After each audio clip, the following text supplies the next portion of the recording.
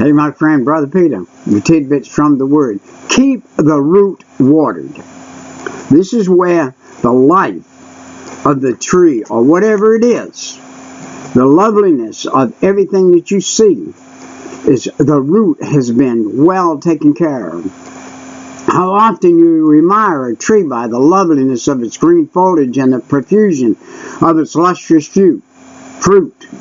You speak of your friend, of the beauty of the tree, and of the goodness of God in bestowing such a gift to man.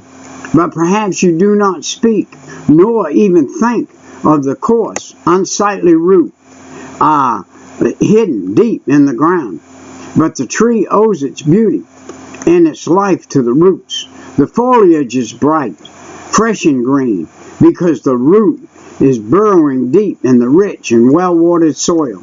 The flavoring of the fruit is granted by the root down in the dark and silent chambers of the earth.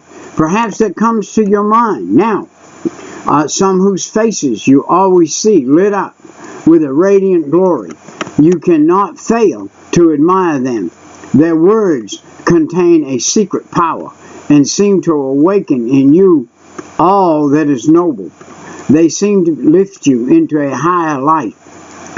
From their words, their actions, their countenances, flows an influence that causes you to forget things of earth and make you feel as if you had joined the society of angels. Wow. And I have some of those that I have acquaintance with that do that for me. Such ones have a secret, hidden root life that grants this peculiar charm in their visible life.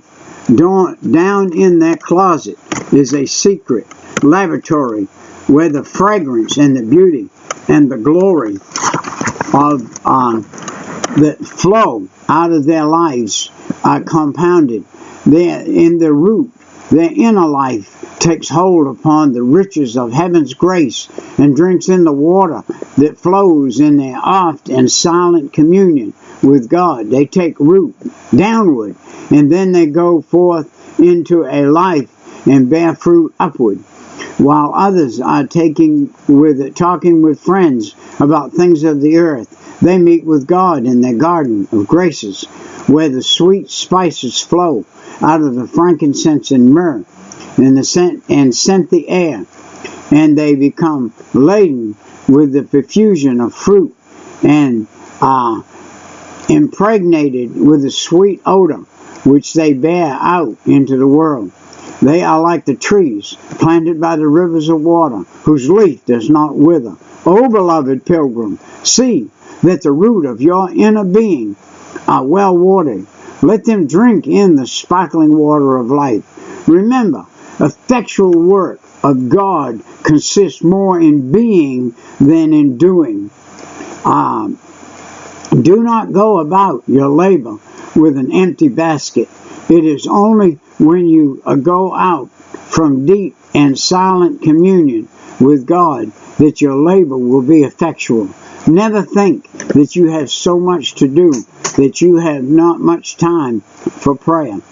An hour's work done in quiet, secret power of the Spirit is worth more than a day in your own efforts. Keep the root watered.